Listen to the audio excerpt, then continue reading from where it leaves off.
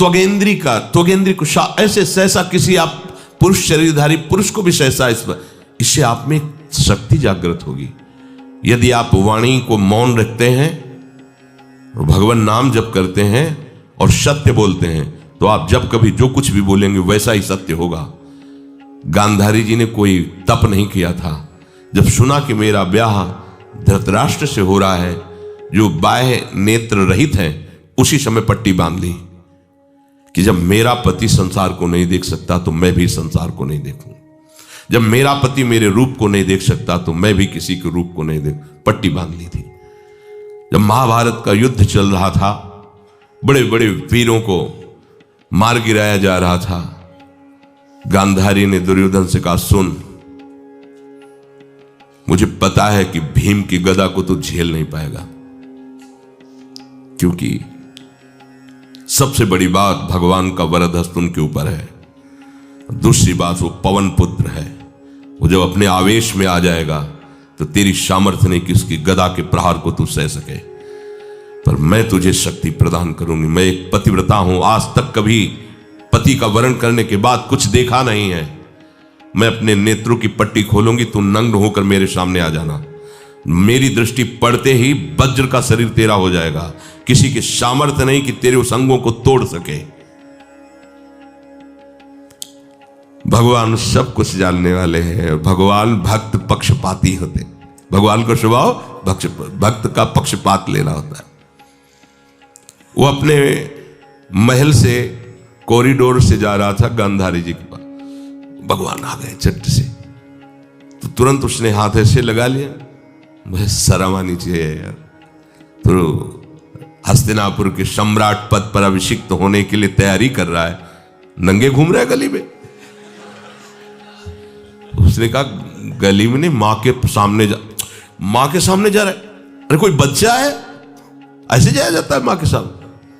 उसने कहा, मां ने कहा है कि हम पट्टी खोलकर तुम्हें देख लेंगे तो तुम्हारा शरीर वज्र का, चलो माना, मां की आज्ञा का पालन करो, तो थोड़ा इन अंगों को तो ढक लो। तुम तो बड़े हो, कोई बच्चे थोड़ी मां के सामने ऐसे चले जाओगे, ढकना चाहिए तुम्हें।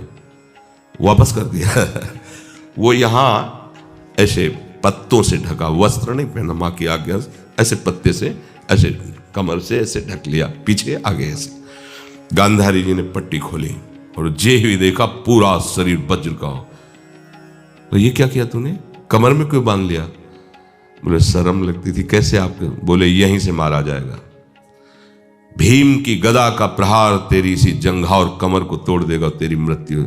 मान गई, प्रभु के विधान के आगे किसी का बल काम नहीं करता। गांधारी, ये केवल आंख में पट्टी बांधने की सामर्थ्य थी कि मेरा पति यदि अंधा है तो मैं भी किसी रूप को नहीं देखूंगी। अगर आप वाणी में संयम में रहते हैं ना, वो और भजन करते हैं और सत्य बोलते हैं, तो आप जो बोलेंगे वही होगा। पर ऐसा कुछ अनर्थ वो बोलता ही नहीं, क्योंकि ऐसा संयमी जान जाता है कि इन सब का फल भगवत प्राप्ति है, किसी को कष्ट देना नहीं है। एक एक इंद्री का जब आप ब्रह्मचर्य संयम करोगे तब आपका वीर संयम होगा। ध्यान रखना, आप नेत्रेंद्री से गंदे चित्र देखें, श्रवणेंद्री से गंदी बातें सुने, वाणी से गंदी बातें बोलें, रसेंद्री से गंदा भोजन करें और सोचे ब्रह्मचर्य रह जाएंगे, तो बिल्कुल नहीं, कदापि नहीं। ब्रह्मचर्य कोई खिलवाड़ नहीं है। जो ये तो हुआ इंद्रियों का, फिर आता है अंतःकरण का ब्रह्मचर्य। हमारा मन काम की तरफ तभी जाता है जब उसको निज सुख नहीं मिलता। ध्यान रखना, सृष्टि में जितने भी दुर्गुण दुराचार होते हैं उनमें दो प्रधान होते हैं, एक काम भोग और एक धन, और सब छोटी मोटी बातें हैं। प्रायः जितने भी हिंसा होगी, जितनी भी भयानक घटनाएं होंगी, भयानक युद्ध होगा, उन दो में अंतर्गत ही होगा, दो के अंतर्गत ही होगा। या उसका कहीं ना कहीं काम से संबंध, स्त्री संबंध से या धन संबंध से है। चाहे जो भी घटना हो उसको देख लेना, प्रधानता दो में ही होगा, कंचन और कामिनी।